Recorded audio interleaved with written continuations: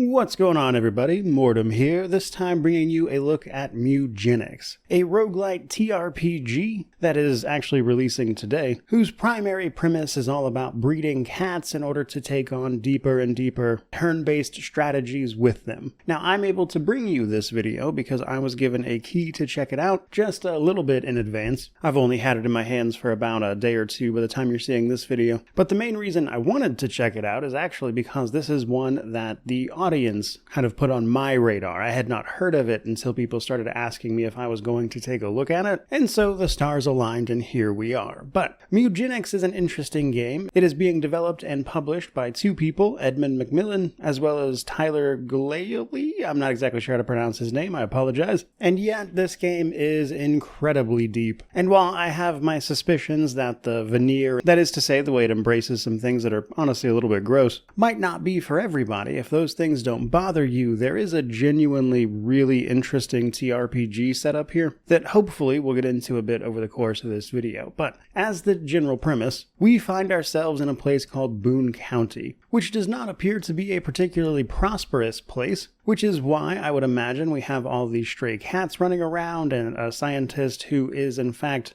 experimenting on said cats, the fact that we can trade these cats to other people for goods and services. I'm not much of a betting man, but I would bet that Boone County's probably seen better days. Now, you're going to get started by a scientist asking you to take on two cats, which then serves as the quick tutorial that kind of shows you the basics of the roguelite situation. Once you get through the tutorial, you get these cats back to your house, which is where you can go ahead and start breeding them. However, here's the catch. All of the roguelite experiences that your cats have is a one-off, and what that actually means is that you can only take each individual cat out with you a single time, after which that cat becomes retired, and while you can use it to breed other cats, its adventuring days are done. But we still have plenty of interesting things to go. So every day, basically, you have to feed these cats, potentially take in strays if you want to, or send these cats off to other people. And it is through this loop that you're going to basically breed these cats into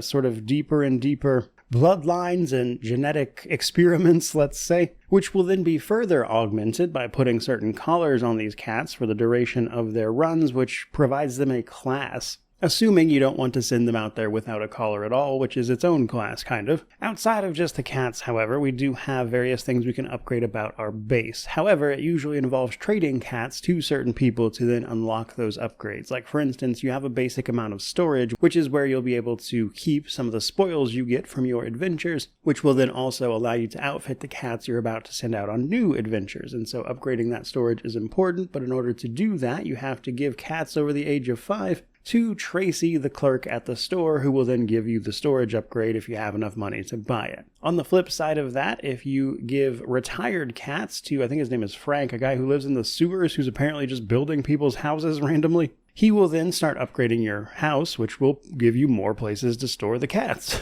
Whereas giving cats to Butch seems to be the way that you unlock more collars, to unlock more classes for the cats. And so you kind of get the loop there, I imagine. And it's those things combined with breeding more and more interesting cats that are going to set you up for future success, let's say. But then, of course, there's the actual battle side of this. This is where things get actually compelling, mind you. So you can take up to 4 cats with you on a run, assigning them a collar, which will assign their class, which adjusts their stats accordingly, but also sets certain abilities. Now, most of their abilities are just random if you choose not to give them a collar, but each individual class is also very hefty. There's about 75 or so abilities per class, which means that in combination with the different types of cats you can make to begin with is going to give you just an enormous amount of tactical depth straight away. It doesn't stop there, however, as you can equip these cats with regular equipment, things like armor, head items, quick items that they can use in battle, all of which will affect your strategy, of course. Now, as you start winning fights out there in places like the alley or the sewers, one of your cats will level up after battle, just sort of at random, and this is going to allow you to, of course, pick new abilities and then potentially potentially start building up combos. This is in addition to things that can happen to your cat both in and out of combat here, because if your cat gets downed, as an example, they will take an injury which is permanent, assuming you win that fight and they don't obviously just die altogether. But there are also random special events that can pop up and adjust a cat's stats, that kind of thing, and then the more of this stuff you accrue, the more things you can potentially pass down to that cat's offspring in order to then fight through more battles for you. But let's talk about those battles themselves. I think a game like this is probably best described as managing to stick to that old adage of easy to learn, difficult to master, primarily based on all the different things you can get these cats to potentially do for you to overcome the various fights that you're going to have them in.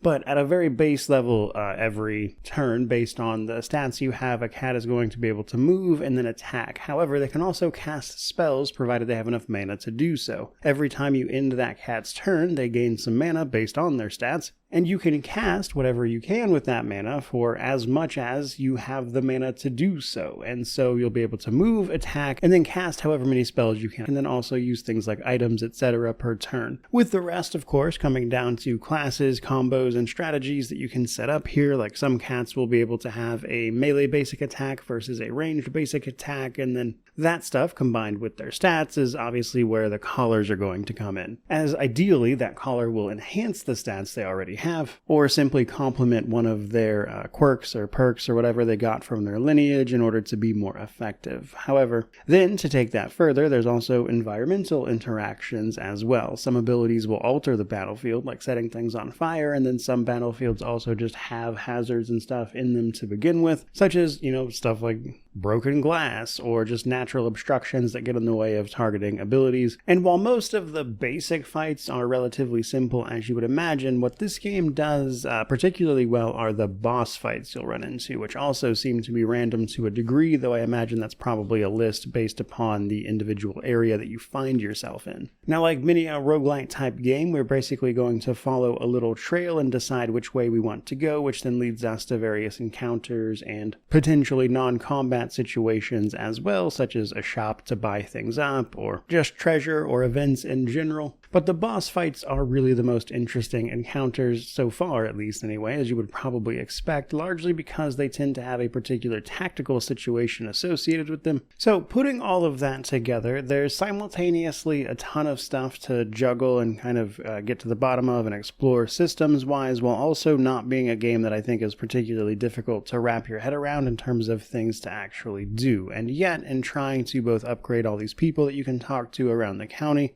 giving you upgrades, trying to, of course, maximize your, let's say, tactical breeding and things, while also trying to actually keep these cats fed and alive. And then the battles themselves, which seem to be delightfully diverse, actually. I would say just from the classes and the abilities and stuff, they were probably good to go. But according to the marketing and stuff that I got, there's apparently like 900 plus items, 10 plus character classes, of which I only played around with like 7. And perhaps the craziest part of all, apparently the main campaign is supposed to take somewhere around like 200-ish hours by their count, which, yeah, sure, might be a little exaggerated, but it's always hard to kind of tell with a roguelite type game. All makes for, I think, if you're looking for a particularly interesting TRPG or tactical experience generally, a compelling case. To that end, I do not have plans to fully review this, at least not anytime soon. I am interested in playing more of this just because I liked what it did from a gameplay perspective and, tactics in general, I guess. But realistically, I've got a lot to do right now, and this game is absolutely massive. And so while there is a possibility that I review it far into the future, it certainly won't be anytime soon. And yet,